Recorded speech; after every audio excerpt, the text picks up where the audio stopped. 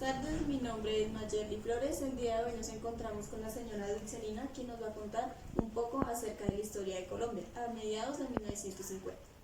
Mi nombre es Dulcelina Ligio y la historia de Colombia a veces en una época fue buena, en esta época está muy mala, la verdad es esa.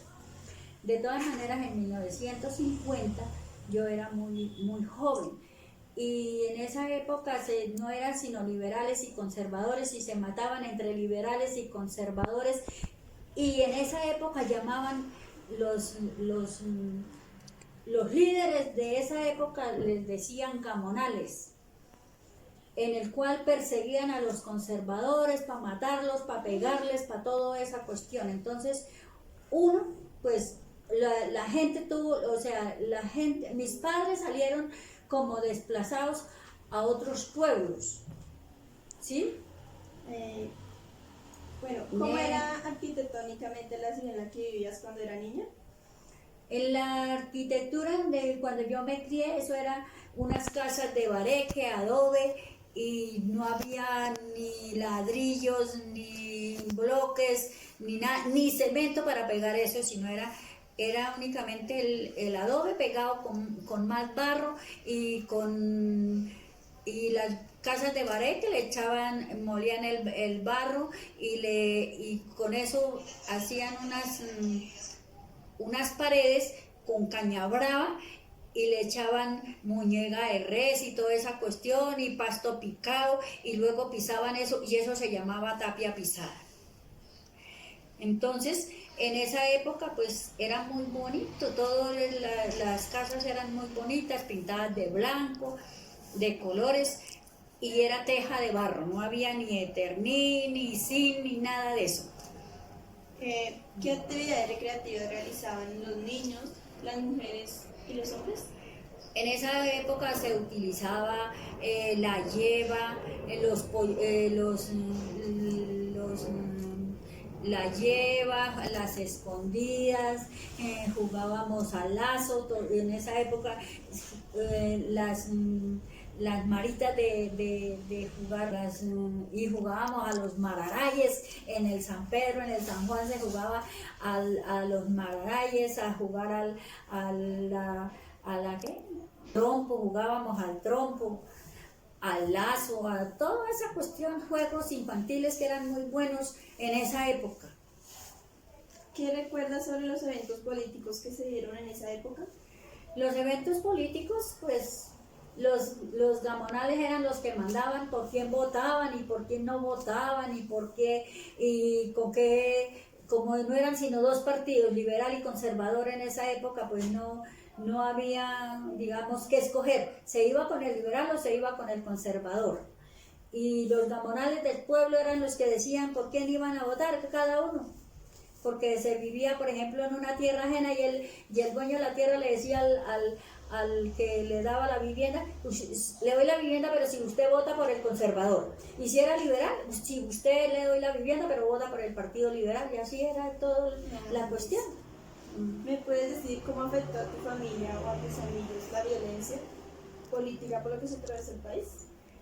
La violencia ha sido todo el tiempo y la violencia ha marcado mucha gente y todavía nos tienen marcados. La violencia ha sido una violencia cruel, despiadada, por medio de los políticos, porque los políticos son los culpables de la violencia. ¿Por qué? Porque la violencia, por la desigualdad la desigualdad de la gente, la pobreza y toda esa cuestión nos deja marcada la violencia. ¿Crees que la vida en las ciudades ha mejorado en los últimos 50 años? Sí, claro, ha mejorado, en los últimos 50 años ha mejorado mucho.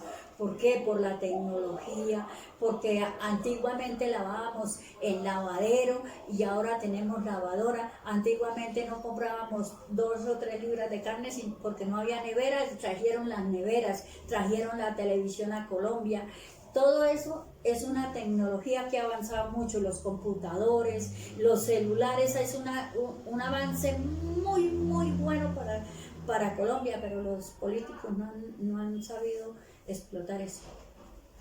¿Qué impacto generó la radio o la televisión en tu familia? El impacto ha sido muy bueno en toda no solamente en mi familia, sino en todas las familias, porque tenemos muchos medios de comunicación, tenemos cómo defendernos hoy en día de toda esa cuestión de la justicia, por ejemplo, tenemos el señor procurador, tenemos muchas cuestiones, cómo defender hoy en día la tecnología, eso nos ha avanzado mucho. ¿Qué recuerdas de la época en la que sucedió el Bogotazo? La época del Bogotazo, pues yo he escuchado mucha historia y veo mucha televisión, y el Bogotazo se dio por la muerte de Gaitán. En la época que mataron a Gaitán, entonces recibió el poder el señor Ospina Pérez, Mariano Ospina Pérez, con doña Berta de Ospina. Ellos manejaron el país a como quisieron. ¿Qué recuerdas de la presidencia de Gustavo Rojas Pinilla? De la presidencia de Gustavo Rojas Pinilla fue un avance muy grande, porque él fue el que trajo la televisión, hizo el aeropuerto El Dorado, trajo aviones y toda esa cuestión, que eso era importantísimo para el país. Era un avance en mucho de esto, le dio tierra a los que no tenían tierra, nos dio el derecho al voto a nosotras las mujeres que no teníamos derecho a votar, no teníamos derecho a la cédula, toda esa cuestión dejó Rojas Pinilla. Mucho que contar de Rojas Pinilla, lo que pasa es que no hay tiempo. ¿Qué recuerdas sobre la toma del Palacio de Justicia? Del Palacio de Justicia, que el M-19 se tomó el Palacio de Justicia, y ahí hubieron muchos muertos,